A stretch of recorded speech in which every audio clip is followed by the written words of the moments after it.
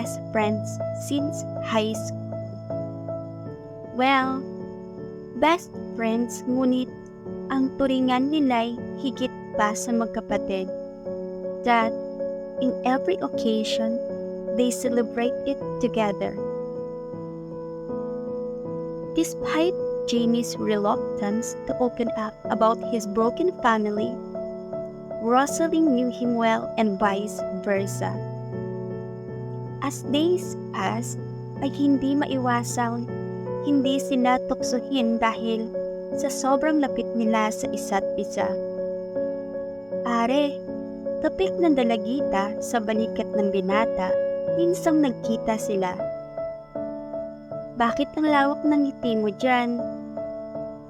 Kinakantsawan na naman kasi ako ng mga kaibigan ko. I skip our outing to be with you. Sabi ko ay sasamahan kita dito sa tambayan natin. Inaasar nila akong daig pa raw natin ang mag-boyfriend. Rosalie wins but smiled, playfully punching him in the gut. Magtigil nga sila, pwede ba? May taste ako, no? Grabe ka sa akin, Rosalie. Jamie feigned hurt then added, "Guwapo naman ako ah." Rosalie looked at him, really looked at him, and saw the truth in his words. If truth be told, she had secretly adored him for years, but fear held her back. Fear that he wouldn't feel the same, fear that he would distance himself from her. Ipinilik niya ang ulo at pabirong sinuntok ito sa sikmura bago tumalikod. Ang hangin mo na naman, ang pangit mo kaya. Anong sabi mo? Mabilis siyang lumingon rito. Alam niya ang ganong tono nito. At hindi nga siya nagkamali dahil nalingunan niya ang nanggigigil at napipikon na mukha nito. Mabilis siyang tumakbo palayo habang tumatawa. Sabi ko ang pangit mo. Lagot ka sa akin pag naabutan kita. Banta ni Jamie habang hinahabol ang kaibigan. Tumakbo ng mabilis ang dalaga. At kahit mumuhos ang malakas na ulan, ay para pa rin silang mga bata na naghahabulan sa tabing daan.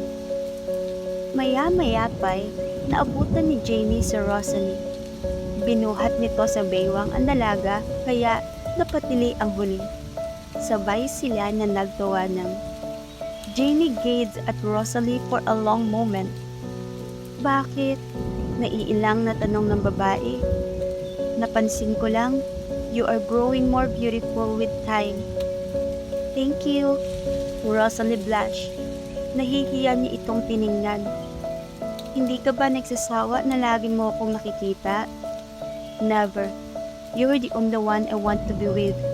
Napangiti ang dalaga, feeling a hopeful warmth in her chest. Ako rin, masaya ako sa iyo, Jamie. Kinabig siya ng lalaki at puno ng emosyon na niyakap. Rosalie closed her eyes. Sa isip ay nagpapasalamat na laging pinaparamdam sa kanya ng lalaki na siya lang ang kailangan nito. Na espesyal siya. Unawarely, hope arose in her chest. As time went on, they continued to grow closer, playing and laughing like children in the rain. Bawat pagbuhos ng ulan ay ito ang kanyang naaalala. Isang araw ay nakangiti na maagang pinuntahan ni Rosalie sa bahay ng mga ito si Jamie. Ngunit gayon na lamang ang pagkagulat niya nang makita itong palabas ng gate ng mga ito na may kasama at kaakbay na isang babae. Consumed by jealousy and rage, she followed them. Bawat paglalapit at halakhakan ng dalawa ay tila patalim na humihiwa sa kanyang puso. In a blind fury, she secretly purchased something, isang patalim. Nag-aapoy ang mata na hinintay niyang maghiwalay ang dalawa. Mataman siyang nagmatsyag at naghintay. Nang maihatid ni Jamie ang babae sa bahay nito, hindi pa man lubusang nailalapat ng babae ang pinto, ay hinarang na ni Rosalie ang mga braso.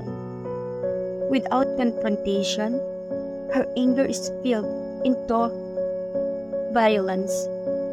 Sa sandaling yon, bunsod ng nagliliyab na galit at selos na hindi makontrol, nabahiran ng dugo ang kanyang mga kamay at wala siyang naramdamang pagsisisi. "Jamie is mine," she whispered to herself while her hands were shaking. Ngunit, tunay ngang bawat aksyon ay may kapalit. Nalaman ng lahat ang kanyang ginawa at nakulong siya. The loss was really unbearable. Habang nasa loob ng binangguan, ay nalaman niyang ng ibang bansa si Jamie. Lubos niyang dinamdam ang hindi nito pagpapaalam. Weeks later, a letter was handed to her. A letter from Jamie, filled with words that tore her heart apart. "Rosalie, hindi ako makapaniwala. Bakit ikaw pa? Hindi kita kayang tingnan man lang. Hindi kita mapapatawad. Pero alam mo, mas hindi ko mapatawad ang sarili ko dahil ang babaeng pinakamamahal ko ang siyang pumatay sa kapatid ko, Jamie."